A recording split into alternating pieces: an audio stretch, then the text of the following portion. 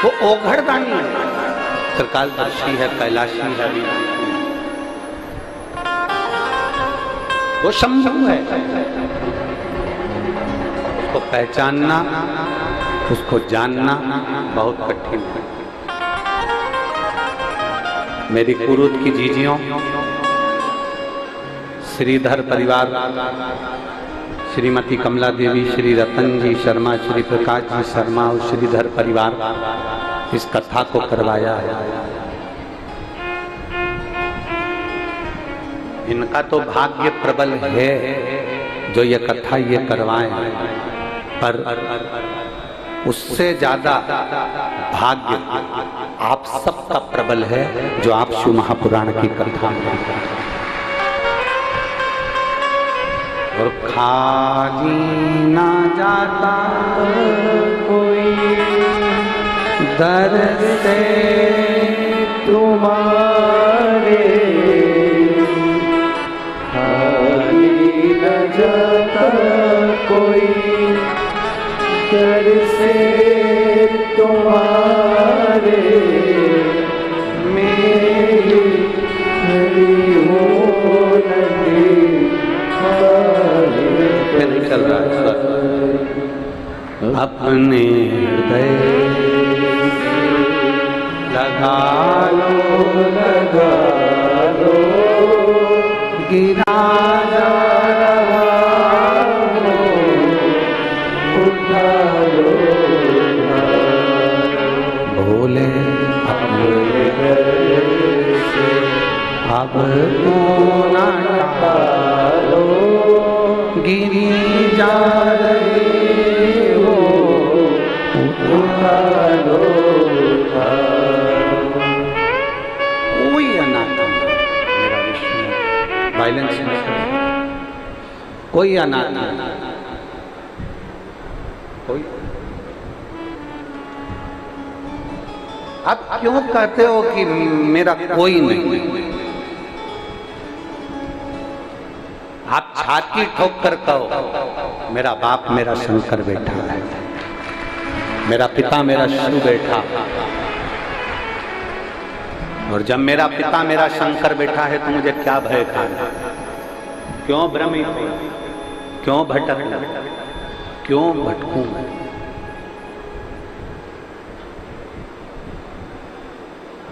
दुख कटेगा, पर उसमें दुख काटने में सियोर वाला महाराज तुम्हारा दुख काटने नहीं आया। संसार का कोई महाराज तुम्हारा दुख काट नहीं सकता। अपना दुख अपने को काटना है, अपना भोजन अपने को करना है, अपना पानी अपने को पीना है, अपनी दवाई अपने को खाना है, तो अपना दुख अपने को काटना है। और वो दुख केवल भगवान के नाम के सिवाय कलियुग केवल नाम था। तो सुमर सुमर नर उतरहि, नाम के आधार पर दुख कट सकता।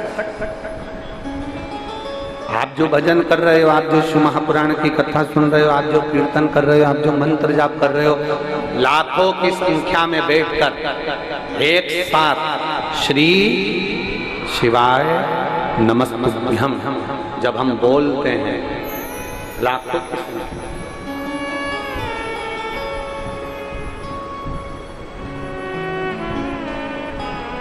पूरी पृथ्वी पर केवल एक द्रौपदी थी, पूरी पृथ्वी पर।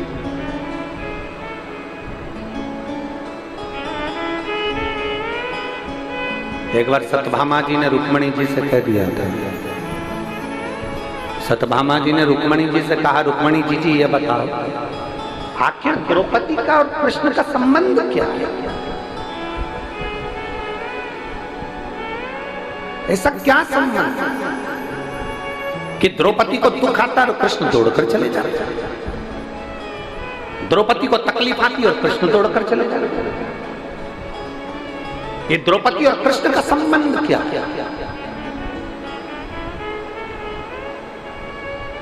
उस समय पर भगवान कृष्ण प्रकट होकर उन्होंने सत्यभामा जी से कहा, द्रौपदी मेरी बहन है, मेरे हाथ में चोट लगी थी तब उसने मुझे राखी बांधा। वो मेरी बहन है, वो मेरी बहन है।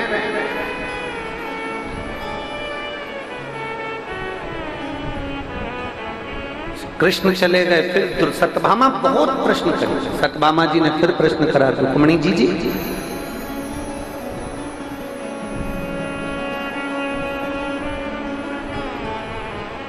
ये द्रौपदी को थोड़ी सी भी अक्ल नहीं है क्या?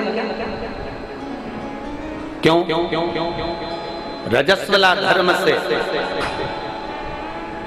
3 दिन का रजो धर्म था इसका, और इसने हमारे स्वामी को पुकार लिया, भगवान को बुलाया और भगवान ने जाकर इसका चीर बढ़ा दिया। रजो धर्म में तो स्त्री मंदिर नहीं जाती, सामान नहीं छूती, और इसने भगवान को पुकार लिया और भगवान जाकर उसका चीर बढ़ा दिया। समझ में नहीं आया मुझे तो ये खेल, समझ में नहीं आया मुझे, ये खेल समझ में नहीं आया। भगवान कृष्ण फिर प्रकट हुए और भगवान कृष्ण ने कहा, सुनो सत्यभामा, शुद्ध हो अशुद्ध हो,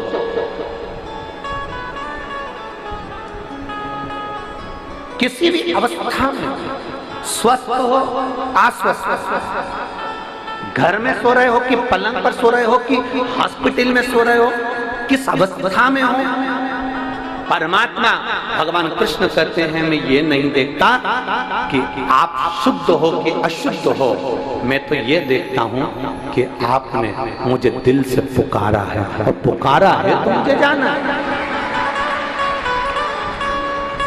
चलो, यहाँ इतनी मेरी जीजियां बैठी हैं और इतने मेरे जीजा और मेरे बेटा बेटी, मेरी माताएं भाई बैठी हैं, और जितने आस्था चैनल पर कथा सुन रहे हैं वो भी सुन रहे हैं। मैं उनसे भी पूछूं और आपसे भी पूछूं, आपके बच्चे ने, आप स्नान करके आई, आप नहा के आई, और बच्चे ने गंदगी कर दी, खूब रो रहा, गोदी में लोगी कि नहीं लोगी? अरे बोलो तो जम जाए। उसकी गंदगी साफ करोगी कि नहीं करोगी? कोई दूसरा आएगा साफ करने के लिए?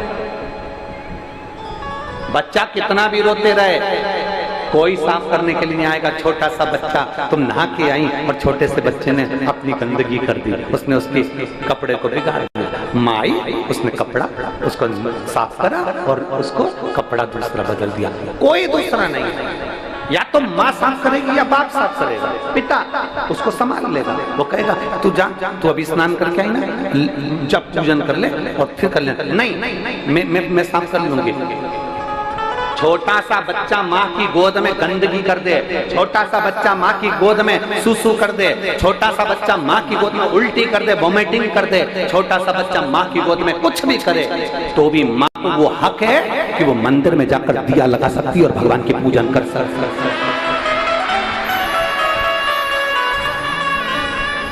माँ को वो हक है। अपने बच्चे की गंदगी साफ करने वाली माँ मंदिर में जा सकती है, पूजन कर सकती है, आराधना कर सकती है। एक बार गंदगी करी और तुम वापस नहाने जाओगे क्या? अरे बोलो तो जम के। फिर बच्चे ने गंदगी कर दी, फिर नहाने जाओगे क्या? नहीं। बच्चा गंदा हो गया तो माता पिता ने उसके कपड़े साफ करे, माता पिता ने उसको संभाल लिया। उसी तरह भगवान कृष्ण कहते हैं, अगर संसार का मनुष्य किसी भी अवस्था में, अच्छी बुरी किसी भी अवस्था में मुझे पुकारता है, तो भगवान कहते हैं मैं जगत का बाप हूँ, मेरा नाम जगन्नाथ है, मुझे जाना पड़ता है। जगत का बाप हूँ, जगन्नाथ हूँ, मुझे जाना पड़ता है। जगत का बाप हूँ, विश्वनाथ हूँ, मुझे जाना पड़ता है। जगत का बाप हूँ, द्वारकानाथ हूँ, मुझे जाना पड़ता है। जगत का बाप हूँ, बद्रीनाथ हूँ, मुझे जाना पड़ता है। जगत का बाप हूँ, केदारनाथ हूँ, मुझे जाना पड़ता है। जगत का बाप हूँ, सोमनाथ हूँ, मुझे जाना पड़ता है। मैं जगत का बाप हूँ, मेरा बच्चा जिस अवस्था में पुकारेगा मुझे जाना पड़ेगा, जिस अवस्था।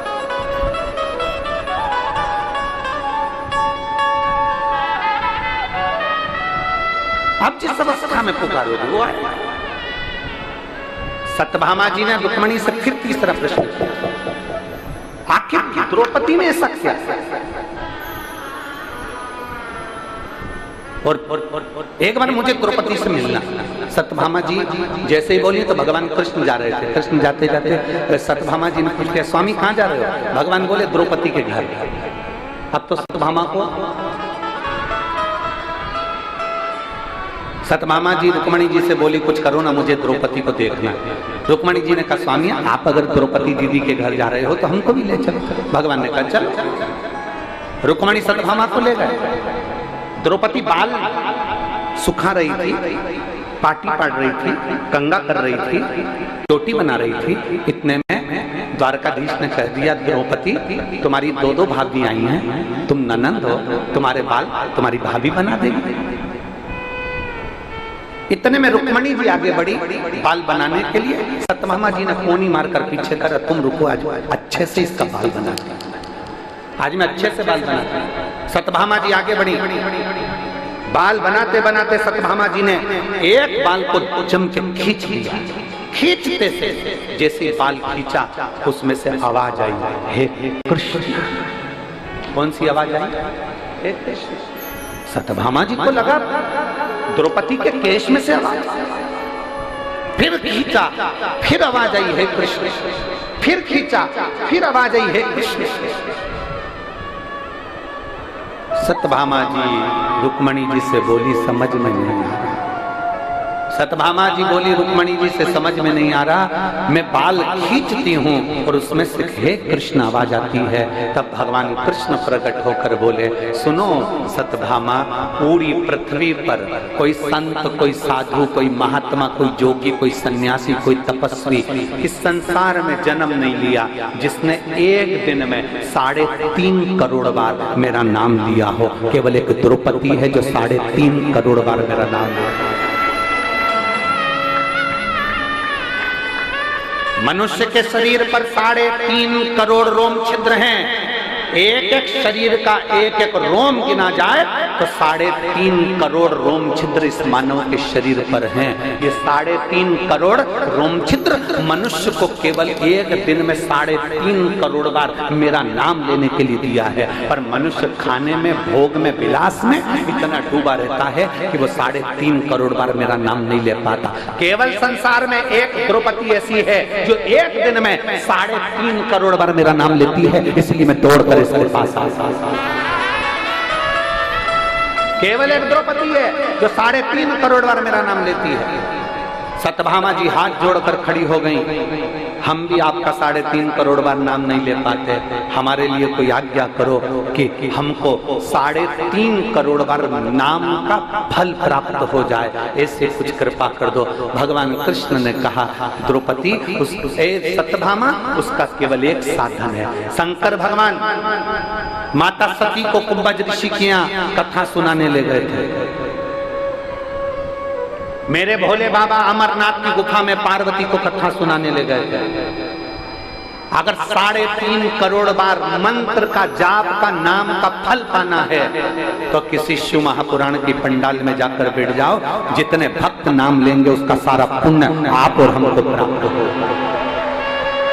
3.5 करोड़ बार आप इतने सारे भक्त मिलकर जब श्री शिवाय नमस्तुभ्यम कहते हो, ओम नमः शिवाय कहते हो, नमः शिवाय कहते हो, राम नाम बोलते हो, कृष्ण नाम बोलते हो, भगवान का नाम बोलते हो और भजन में ताली बजाते हो तो वो शब्द टूटता है। अब ये इतने लाख लोग, 10 लाख, 8 लाख लोग एक साथ, अगर 10 लाख लोग एक बार में नाम बोलेंगे तो 10 लाख नाम तो हो गए। और 10 लाख लोगों ने 5 बार नाम बोला तो 50 लाख हो गए। और 50 लाख लोगों ने ताली बजाकर मंत्र का जाप करा तो वो शब्द टूटा। टूटने के बाद 3.5 करोड़ रोम छिद्र में समाहित हो गया। 3.5 करोड़ रोम छिद्र में समाहित होता है। लोग पूछते हैं कि शिव महापुराण की कथा में जाने से हमारा काम क्यों हो जाता है? शंकर जी की कथा में पहुंचे हमारी बीमारी कम हो गई, शंकर जी की कथा में पहुंचे हमारे घुटने सही हो गए, शंकर जी की कथा में पहुंचे हमारी पीठ सही हो गई, शंकर जी की कथा में पहुंचे हमारी बहू को बेटा हो गया, शंकर जी की कथा में पहुंचे तो हमारी बीमारियां ठीक हो गई। उसका कारण क्या होता है? उसका केवल एक कारण है कि शंकर की कथा में ये 3.5 करोड़ रोम छिद्र का शरीर जब भगवान के मंत्र जाप में डूबता है, जैसे तालाब में नहाओगे तो पूरे कपड़े भी गीले होंगे और शरीर भी गीला होगा, बाल भी गीले होंगे, उसी तरह शिव महापुराण की कथा में जाओगे तो ये पूरा शरीर भगवान की भक्ति में गीला हो जाता है और हमारा दुख समाप्त हो। 21,600 श्वास प्रतिदिन निकल रही है। उस श्वास में शंकर का नाम मूल हो।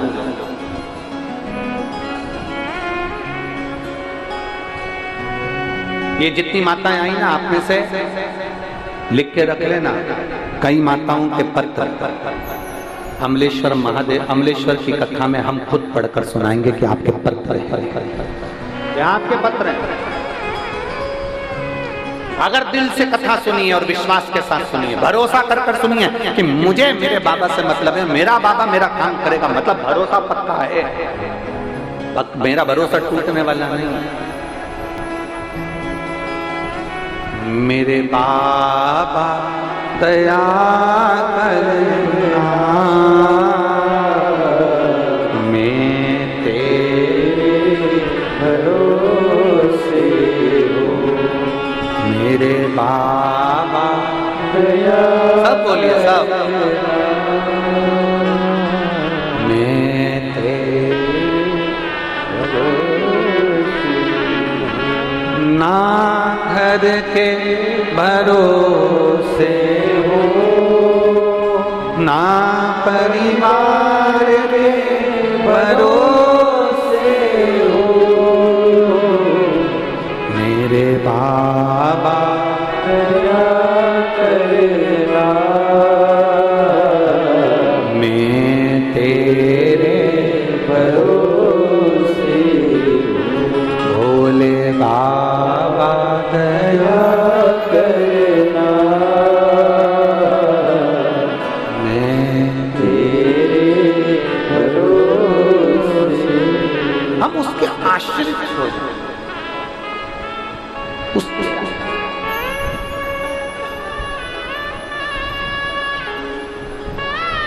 जब हम उसके आश्रित होंगे तो वो हमें संभालेगा। हम आश्रित हुए ही नहीं तो संभालेगा कैसे?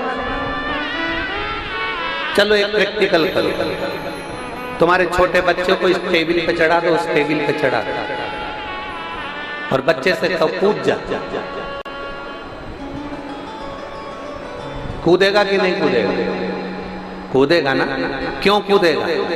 क्योंकि उसको मालूम मेरी मम्मी खड़ी है, उस बच्चे को मालूम है मेरा पापा खड़ा है, उस बच्चे को मालूम है मेरी आंटी खड़ी है, मेरा अंकल खड़ा है, मेरा मामा, मेरा फूफा, मेरी बुआ मेरे पास खड़ी है। उस बच्चे को मालूम है कि मुझे संभालने वाला कोई खड़ा है, तो बच्चा ऊपर से कूद जाता है। बच्चे को ऊपर फेंको, नीचे आता है तो रोता है कि खुश होता है? खुश हो। ऊपर जाता है, नीचे आता है, खुश होता है।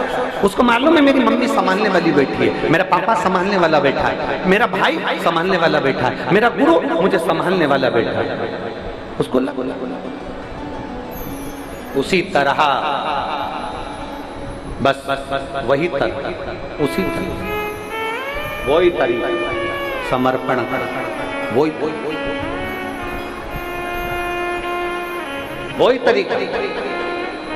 संभालने वाला मेरा विश्वनाथ बेटा है, संभालने वाला मेरा शंभू बैठा है, संभालने वाला मेरा शंकर बैठा है, संभालने वाला मेरा त्रिकालदर्शी कैलाशी बैठा है। जैसे बच्चा ऊपर से नीचे कूदता है, मेरा माँ बैठी, मेरा पिता बैठा है, उसी तरह हमें पूर्ण समर्पण के साथ, पूर्ण विश्वास के साथ, पूर्ण भरोसे के साथ, पूरी आशंका से हमें ये सोच लेना चाहिए कि जिसके सिर ऊपर तेरा हाथ प्रभु, सो दुख काहे का होवे प्रभु, सो दुख काहे का। आप भी बोलो जरा एक बार, सब बोलिए। जिसके सिर तेरा हाथ सो दुख काहे का होवे प्रभु, ओ दुख काहे का होवे प्रभु। अब क्यों दुख हो? संभालने वाला वो बैठा है, वो संभाल, वो संभाल।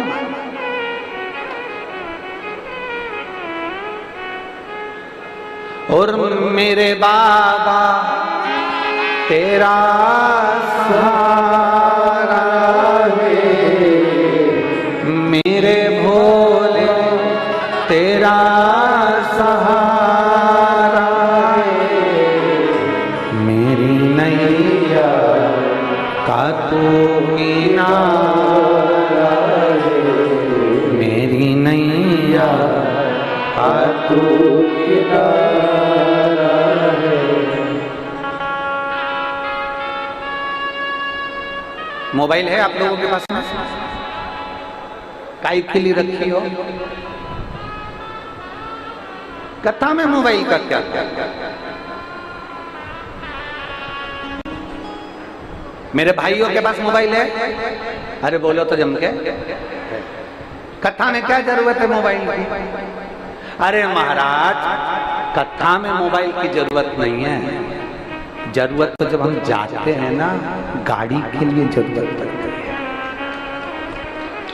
मतलब मोबाइल की जरूरत कब पड़ रही है?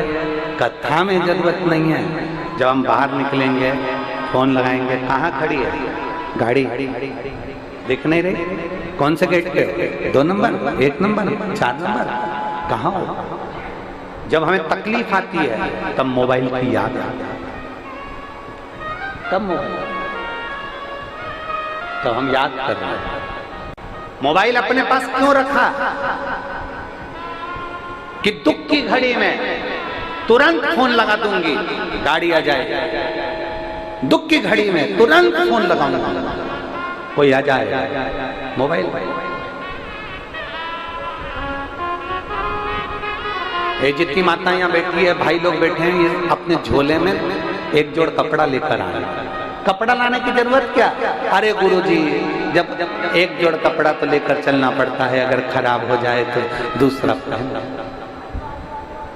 तकलीफ के समय पर वो कपड़ा काम आ जाएगा, तकलीफ के समय पर कम्बल काम आ जाएगा, तकलीफ के समय पर दरी काम आ जाएगी, तकलीफ के समय पर मोबाइल काम आ जाएगा, तकलीफ के समय पर तुम्हारे बैठने का आसन काम आ जाएगा। उसी तरह तुम्हारे दुख के समय पर तुमने जो 1 लोटा जल चढ़ाया है वो काम आएगा ही आएगा, ये निश्चित है,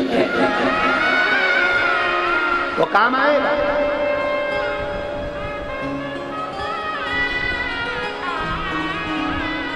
एसी का रिमोट अपने हाथ में रखो तो एसी बंद कर सकते हो, टीवी का रिमोट अपने हाथ में रखो तो टीवी बंद कर सकते हो, गाड़ी का रिमोट अपने हाथ में रखो तो गाड़ी बंद कर सकते हो। उसी तरह 1 लोटा जल अपने हाथ में रखो तो अपने दुख का अंत कर सकते हो। अपने दुख का अंत करना है तो 1 लोटा जल अपने हाथ में रखना पड़ेगा, अपने साथ में रखना पड़ेगा। 1 लोटा जल जब भी घर से निकलो तो शंकर को चढ़ाकर निकलो, कहीं जा रहे हो शिव को समर्पित कर सारी समस्या का हल। जम के बोलो जरा, सारी समस्या का हल बोल बम का नारा है। ये शिव तत्व की बात है। 1 लोटा जल अपने साथ।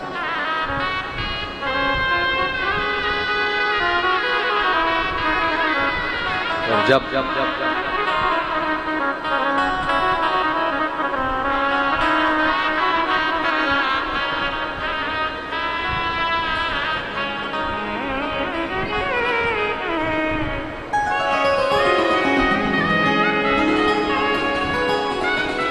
मेरे शिव की भक्ति,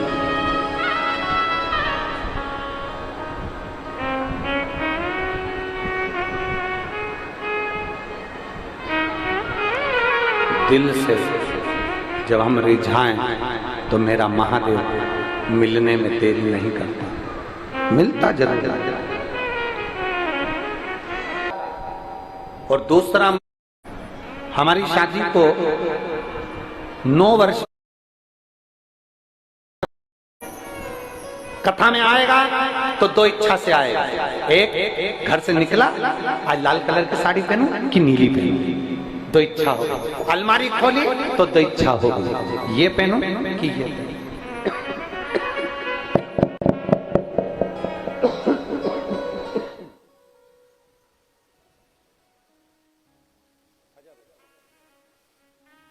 2 इच्छाएं प्रकट होती हैं। गला पकड़ रहा है बाबा माइक।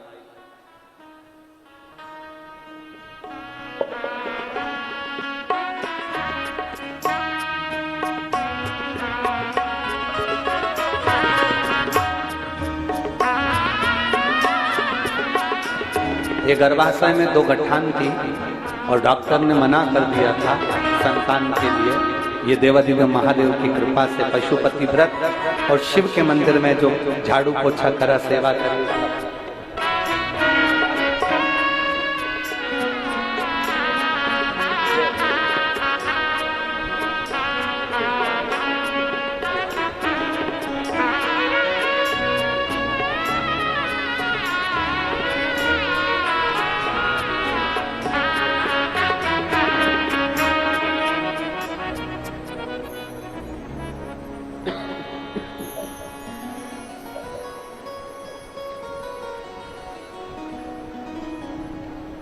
अब देव किसी को भी, दुनिया है,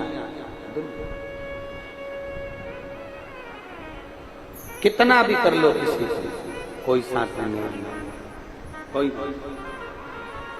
और अंत समय आना पड़ेगा, वचन दिया तो निभाना पड़ेगा। आए ना आए प्रभु कुटुंब कबीरा, अंत समय प्रभु आना पड़ेगा।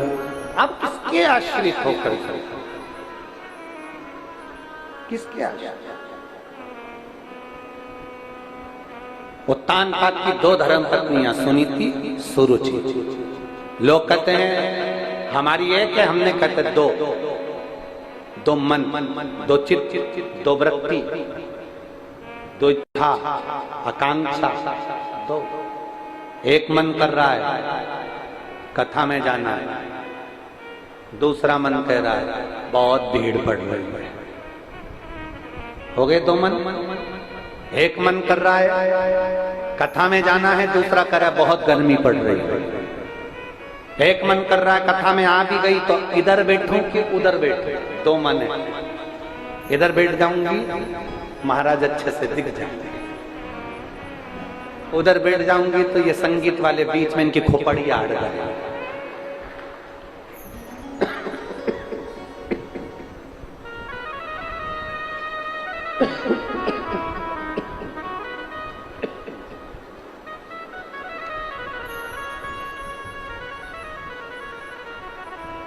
दो मन, फिर अब भोजन करने बैठे फिर 2 मन। भोजन करते समय भी 2 मन।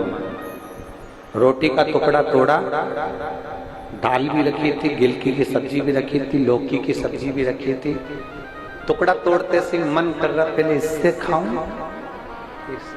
2 मन। कपड़ा पहनते समय 2 मन है, भोजन करते समय 2 मन है, कहीं जाते समय 2 मन है, किसी से बात करते समय 2 मन है,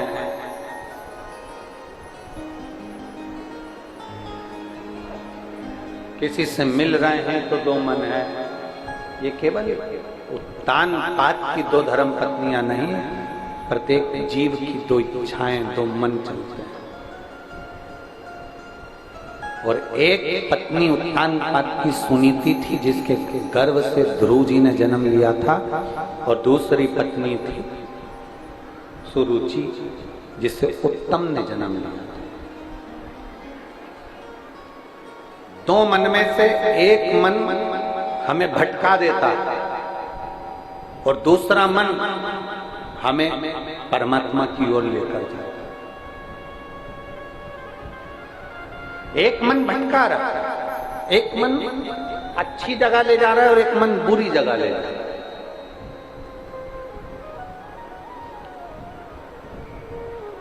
ये जो क्या बोलते हैं इनको, पीने वाले उनको क्या बोलते हैं देसी भाषा में, बेवड़ा।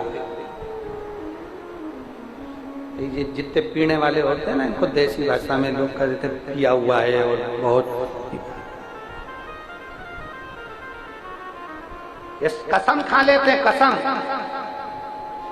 मेरे बच्चे मेरे को प्रिय है, मेरी पत्नी मुझे प्रिय है, मेरा परिवार मुझे प्रिय है, कल से हाथ नहीं लगा, हाथ नहीं लगा। 4, 5, शाम की 6, 7, 7:30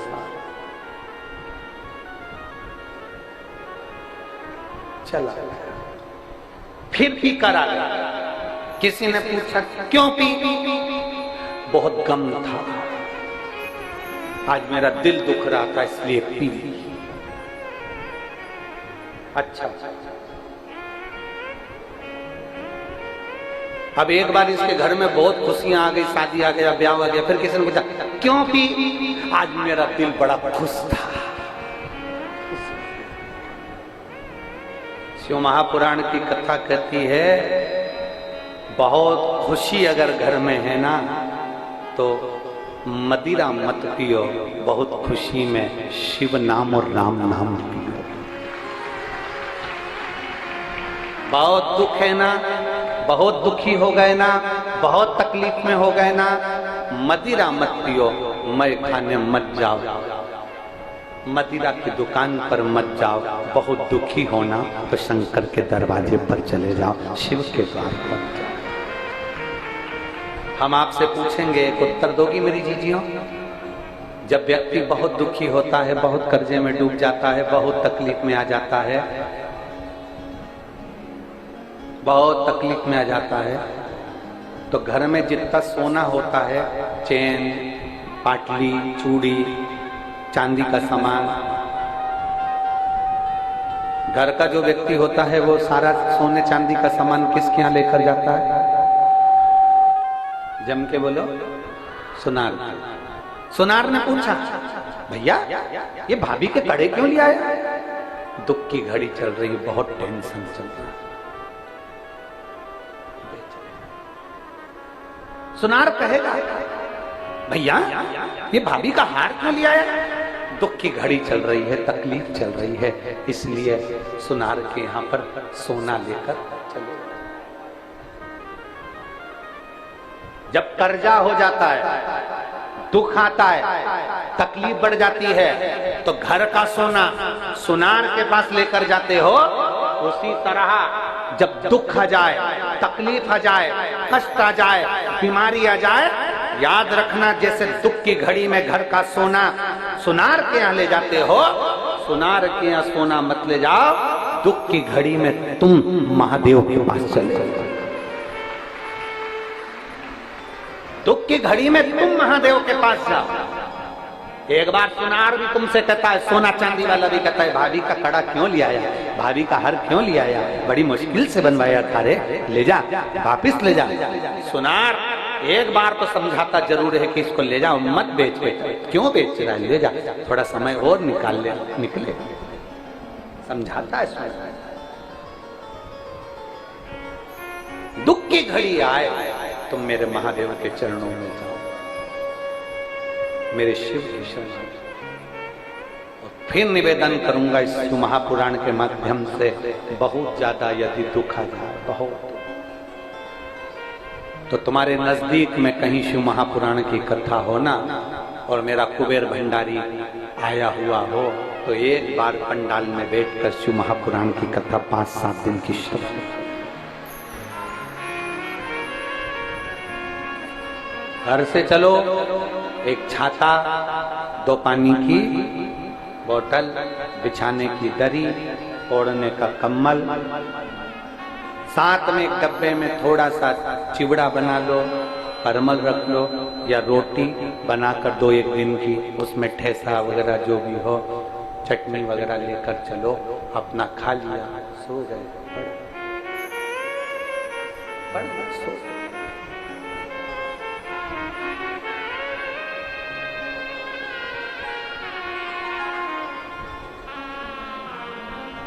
इस पंडाल में एक माता ऐसी बैठी है,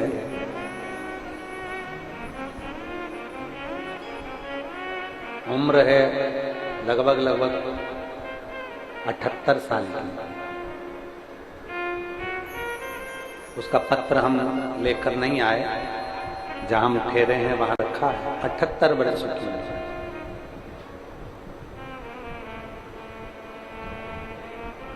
घर से चली, बिछाने का लेकर, ओढ़ने का लेकर, सब साधन लेकर जिस पंडाल में जाती है, उस पंडाल में ये उसकी लगभग 8वीं या 7वीं कथा है। जिस पंडाल में जाती है, वो दरी पर जिस पे बैठती है, उस दरी पर से वॉशरूम के लिए या सोच कर्म के लिए भी नहीं जाती। 7 दिन अपनी इंद्रियों पर इतना कंट्रोल कर लेती है कि 7 दिन एक जगह पर अपना लाया खाती है, अपना लाया पीती है, और किसी से मांगती भी नहीं और कहीं जाती नहीं। अपना लाया रोटी लेकर चलती है साथ में, वो रोटी खुद की खाती है, किसी से मांगा नहीं, अपना स्वयं। और एक आप और अपन देने की मन में नहीं सोचते। कोई पानी का पाउच देने आया, घर से चली थी, 5 पानी के पाउच अपने को लेकर चलना था कि मेरी अड़ोसन पड़ोसन धड़ोसन को दूंगी। बाटल पानी के अपने साथ लेकर चलूंगी, अपनी पड़ोसन को दूंगी। बिस्कुट का पैकेट लेकर चलूंगा, दूसरे को दूंगा। और जिन जिन ने यहाँ पर इस पंडाल के अंदर जिसने खिलाया एक बिस्कुट का पैकेट का एक टुकड़ा भी, एक पानी की बोतल भी किसी को पिलाई है, एक इतनी बड़ी डायरी में लिखकर रखना। हम 3 महीना की गारंटी नहीं ले रहे, हम तो ये अमलेश्वर की कथा की गारंटी ले रहे हैं। 4 दिन बाद फिर मिलेंगे और बताना कि 50 रुपए खर्च करे थे तो 50 के दुगने चौगने हुए कि नहीं। छत्तीसगढ़ छोड़कर कहीं नहीं जा रहे, यहीं पे है तुम्हारे पास में। कि तुमने 10 रुपए का किसी को खिलाया तो उसका फल मिला कि नहीं। तुमने 20 रुपए का किसी को खिलाया तो उसका फल मिला कि नहीं मिला। और वो भी ध्यान रख लेना, जिनकी अखबार वालों ने छापी थी, जिनने ज्यादा मात्रा में लिया है, वो भी तैयारी रख ले, वो भी तैयारी रख ले। जिसने 1 के 10 करे, वो भी तैयारी रखो। तुम भी एक ना एक कथा में मिलोगे, आंख में से आंसू ढलका, बाबा क्षमा कर, ज्यादा कमाने के चक्कर में हमने शंकर के भक्तों से खूब लूट लिया, बाबा क्षमा कर। वो भी तैयारी रखना, दोनों मिलेंगे। कल कथा में कहा था, आकाश में मिलेंगे, आकाश में नहीं, अमलेश्वर में मिले,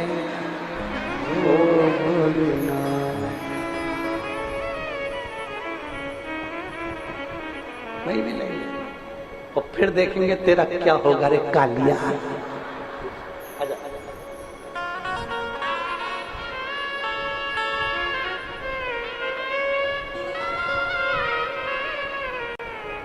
9 वर्ष तक संतान नहीं हुई और देवादिदेव महादेव की कृपा से 9 वर्ष के बाद संतान हुई है। एक बार जोरदार ताली बजाइए।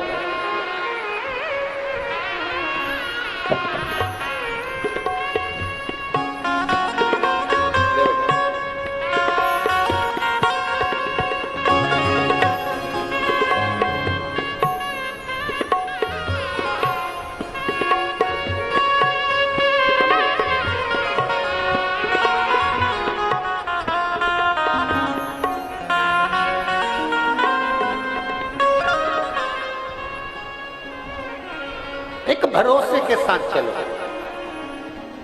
ये भगवान शंकर के नाम की जो यात्रा है ना, ये यात्रा साधारण नहीं है। ये यात्रा श्रेष्ठ है।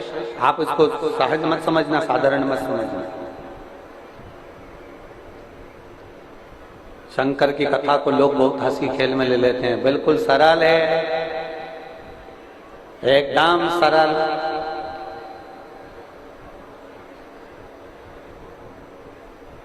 एकदम सहज है, कर लो। पर उसको समझना, उसको जानना बहुत कठिन है।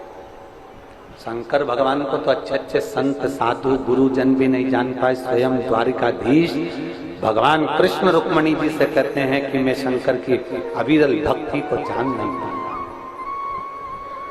राम स्वयं कहते हैं माता जानकी से कि जानकी अवध से चले थे और लंका तक के बीच में रोज प्रतिदिन मैं शिवलिंग का निर्माण करूंगा, पार्थिव शिवलिंग का निर्माण करूंगा। जानकी जी ने पूछा आखिर शिवलिंग में ऐसा क्या है? राम जी सीता जी से कहते हैं शिवलिंग को जान नहीं पाया, आज तक भी नहीं समझ पाया, पर इतना जरूर जानता हूं कि शिवलिंग का मात्र स्मरण हमारी चित्त वृत्ति को सुख प्रदान कर देता है, मैं आनंद की अनुभूति करा देता है, केवल स्मरण।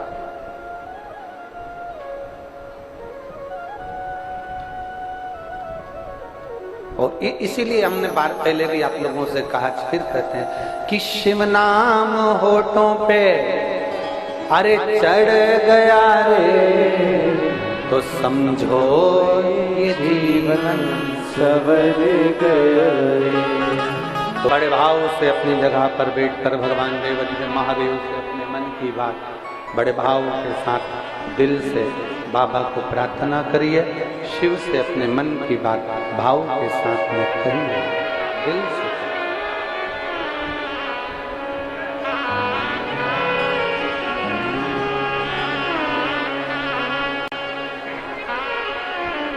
श्री शिवाय नमस्ते, श्री शिवाय नमस्ते,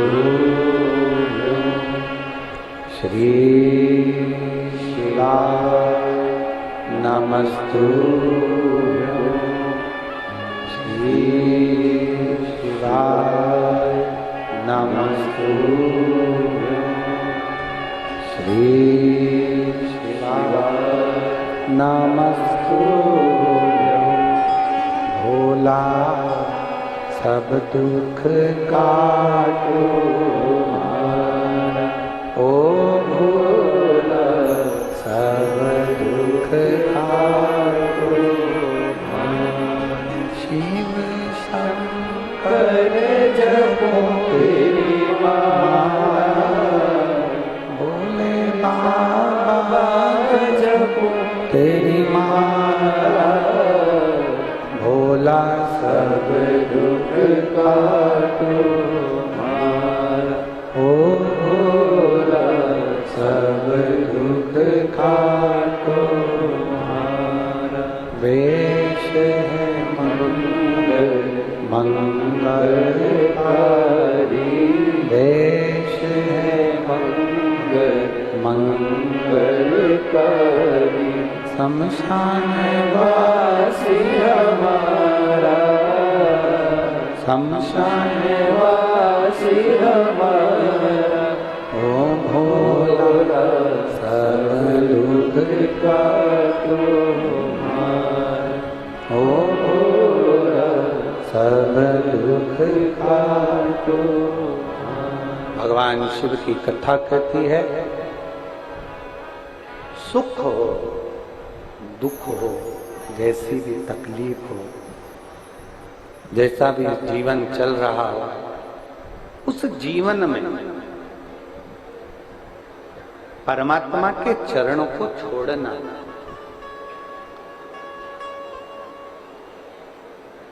मोबाइल साथ रखते हो, कपड़े साथ रखते हो, आसन साथ रखते हो, दरी साथ रखते हो, पानी साथ रखते हो, तो जिस शिव महापुराण की कथा को तुम सुन रहे हो, इसको भी अपने दिल में साथ रखो, तो ये तुम्हें अटकने नहीं। ये शिव महापुराण तुम्हें कहीं अटकाएगी नहीं, ये तुम्हारे को पार लगा। कई लोगों को शिव पुराण भाती भी नहीं है, कई लोग इसका दिन भर बैठ के विरोध करते रहते हैं। दिन भर जल पीने से ऐसा होता है, बेलपत्र खाने से वैसा हो जाता है। दिन भर लोग 24 घंटे जब टीवी खोलोगे या मोबाइल में कहीं ना कोई तुम्हें शिव पुराण की निंदा करता मिल जाए।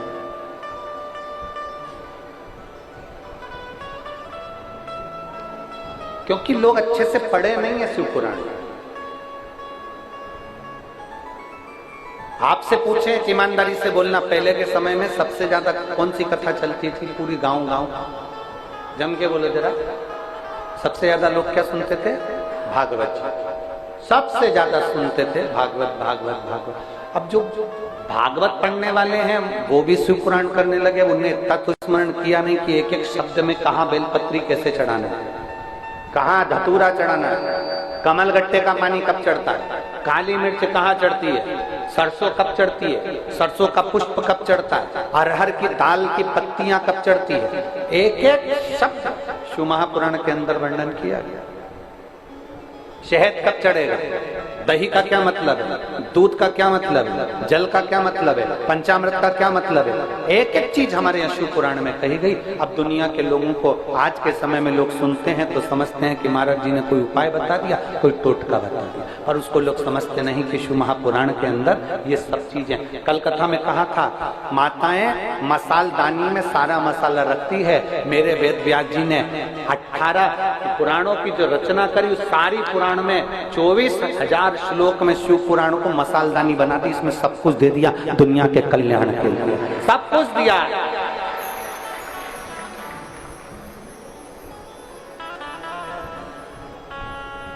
भागवत मोक्ष की बात करती है,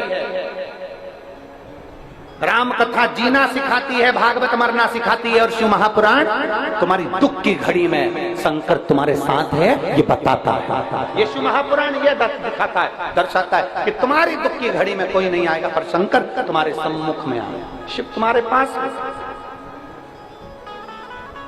उसका संग करो। अरे तुम्हारे घर में बाथरूम बनी है, बोलो तो जम के। प्लास्टिक का डब्बा पड़ा है, अरे बोलो तो जम के, पड़ा है। उस प्लास्टिक के डब्बे की पूजन करती हो? नहीं। पर वही प्लास्टिक की बोतल में गंगा जल भर कर आता है तो हम प्लास्टिक की बोतल की भी पूजन करते हैं। प्लास्टिक के डब्बे में गंगा जल भर कर आता है तो हम प्लास्टिक के डब्बे की पूजन करते हैं। बोलो करते हो कि नहीं करते? गंगा के जल को अलग से निकाल कर पूजते हो क्या? नहीं। प्लास्टिक के डब्बे में गंगा जल भरा है तो प्लास्टिक की बोतल पूजा रही है। प्लास्टिक के डब्बे में गंगा जल भरा है तो प्लास्टिक का डब्बा पूजा रहा है। प्लास्टिक के सामान में गंगा जल भरा है तो प्लास्टिक का वो सामान पूजा रहा है। उसी तरह गंगा का जल का स्पर्श उस प्लास्टिक से हो गया तो प्लास्टिक का डब्बा पूजा जाता है, और हमारा स्पर्श जब महादेव से हो जाता है तो हम भी पूजा जाते हैं, संसार का मनुष्य भी पूजा जाता है। अच्छी संगत में बैठोगे, शंकर के करीब में बैठोगे, शिव महापुराण में बैठोगे, उसके नजदीक में बैठोगे तो एक ना एक दिन संसार में तुम भी पूजाओगे, ये निश्चित बात है, तुम भी पूजाओगे।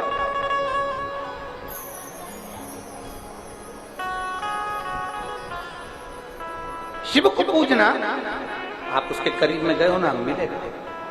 12 ज्योतिर्लिंग का चरित्र कथा है। प्रथम सोमनाथ जी का वर्णन करते हुए कहा, सोमेश्वर का स्मरण करते हुए कहा, जब काया का रोग हो गया था चंद्रदेव को, तो भगवान देवादिदेव महादेव ने उनकी काया के रोग को मिटा दिया, उनकी काया के रोग को समाप्त कर दिया था। सोमनाथ जी के रूप में भगवान शंकर विराजित हो गए थे। फिर वर्णन आया था श्री मल्लिकार्जुन का। षडानंद कार्तिकेय के लिए भगवान शंकर और पार्वती गए थे उनको मनाने के लिए, श्रीशैलम में जाकर दर्शन दिया, मल्लिकार्जुन के रूप में विराजमान हो गए थे। फिर वर्णन आ गया था महाकाल का, जो दूषण नाम के राक्षस के संहार के लिए मेरे शंकर विराजमान हुआ। अगला वर्णन आ गया था ओंकारेश्वर का, विंध्य नामक पर्वत के तप करने पर भगवान शिव प्रकट हो गए। केदारनाथ जी का वर्णन आया, नर नारायण के तप करने से भगवान केदारेश्वर प्रकट हो गए। फिर वर्णन आया है भीमा शंकर का, भीम का संहार करा, कुंभकर्ण के बेटे का तो नाम भीमा शंकर पड़ गया। फिर वर्णन आया है काशी विश्वनाथ का मनु शत्रुपा के तप करने से भगवान प्रकट हो गए। गौतम बाबा के श्राप लगने पर, गौतम बाबा को अपशब्द कहने पर गौ हत्या से मुक्त करने के लिए त्र्यंबकेश्वर बन गए थे। रावण के साथ ना जा पाए, भूमि पर बैठ गए, इसलिए वैद्यनाथ बन गए थे।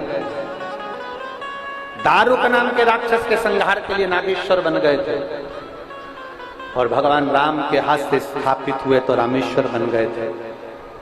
और फिर चरित्र आता है, सुधर्म नाम के ब्राह्मण की पत्नी घूष्मा के बेटे को जीवित कर दिया था, इसलिए कृष्णेश्वर बन गए थे। कृष्णेश्वर बन गए, 12 ज्योतिर्लिंग का स्मरण कराया कृष्णेश्वर।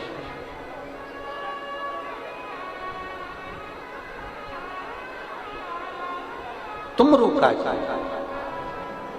शिव महापुराण की कथा को कह रहा है। चंचुला देवी जो बेधव्य थी, विधवा थी, जैसे ही शिव महापुराण की कथा विराम हुई और चंचुला देवी की मांग में मां पार्वती जी बिंदु को जीवित कर कर उसकी मांग में सिंदूर भर देती हैं, अखंड सौभाग्यवती कर देती हैं। अखंड सौभाग्यवती, जो कन्या, जो स्त्री जिस भाव से शिव महापुराण की कथा श्रवण करती है, यहां तक शिव महापुराण में वर्णन किया गया, अगर नारी का पति चले गया, वो बेधव्य हो गई, विधवा भी हो गई, और अगर भूल से भी शिव महापुराण की कथा सुन लेती है तो 71 जन्म तक वो कभी विधवा नहीं होती, वो सौभाग्यवती होकर ही जाती है, वो अखंड सौभाग्यवती होकर जाती है। अपने दुखड़े को हरने के लिए कोई पुरुष हो, कोई स्त्री हो, कोई नारी हो, कोई बच्चा हो, कोई बुढ़ा हो, जिस भाव से सुनता है वो भाव से बाबा उसको देते हैं। खाली नहीं रहते, उसको भाव से प्रदान, सहज है, सरल है। चंचुला देवी का पति बिंदु प्रेत योनि से मुक्त हो गया। शंकर भगवान से निवेदन करा, तुमरुका जी आप कृपा करिए, बोलो तुमरुका जी क्या चाहिए। तुमरुका जी कहते हैं बस इतनी कृपा कर दो, जितने दिन तक शिव महापुराण की कथा जिस स्थान पर हो, 12 ज्योतिर्लिंग और कैलाश का धाम, मेरा महादेव 7 दिन के लिए वहीं पर विराजमान रहे, बस वो वर दे। शंकर भगवान कहते हैं तथास्तु। सुनो तुमरुका जी, जितने दिन तक शिव महापुराण की कथा जिस स्थान पर होगी, शिव कैलाश छोड़कर उस स्थान पर विराजमान रहेगा, अपने भक्तों के दुख हरेगा, और जो दिल से मांगेगा मैं स्वयं कुबेरेश्वर महादेव उसका भंडार भरकर चले जाऊंगा। मेरा काशी विश्वनाथ उसका भंडार भरकर चले, मैं स्वयं शिव, मेरे वो घरदानी कहते मैं स्वयं शिव संसार के दुनिया के लोगों को दुखी नहीं देख सकते। ब्रह्मा ब्रह्मलोक में रहते हैं, भगवान विष्णु वैकुंठ लोक में रहते हैं, मेरा महादेव पृथ्वी पर रहता है, मेरे शिव कैलाश पर रहते हैं। और पृथ्वी के अगर कोई देव हैं तो देवाधिदेव महादेव हैं, उनको भजने वाला साधारण नहीं। शंकर भगवान ने अपने मस्तक की बेलपत्र शिवपोथी पर दी,